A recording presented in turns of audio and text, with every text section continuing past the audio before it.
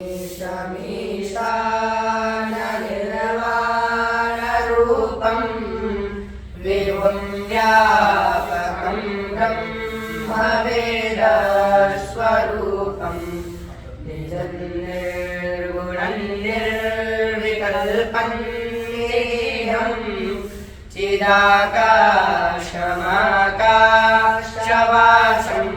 भजेऽहं निराकारमोङ्कारमूलं तुरीयं गिराज्ञानगोति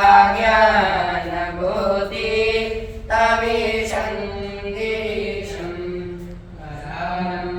महाकालकालं कृपालं गुरागारसंसारपारं नतोऽहं तुषाराद्रिसंकाशगौरं गभीरं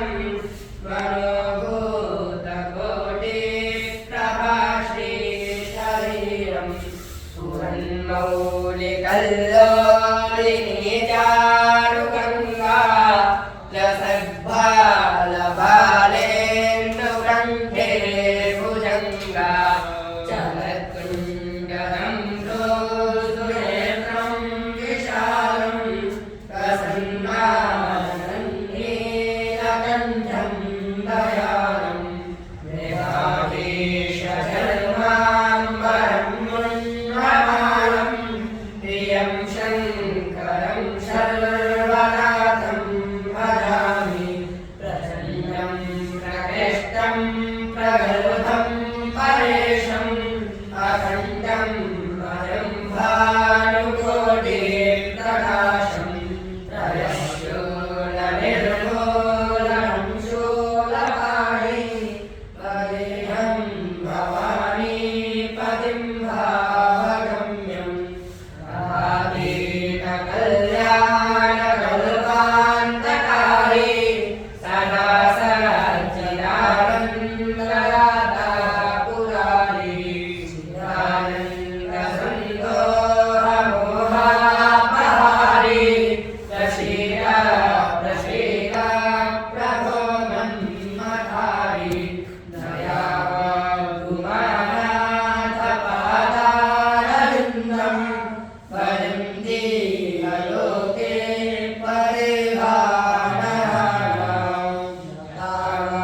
सुखं शान्तिसन्तापनाशं प्रसीद प्रभो सर्वभूतादिवासं ददामि योगं जपन्नैव पूजा नतोऽहं सदा सर्वदा शम्भुतुभ्यं जराजन्मदुःखौ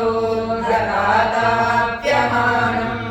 प्रभो पाहि आपन्नमामीश शम्भो रुद्राष्टकमिदं प्रोक्तं विप्रेण भरतोषये ये पठन्ति नरा भक्त्या तेषां शम्भुः प्रसीदति।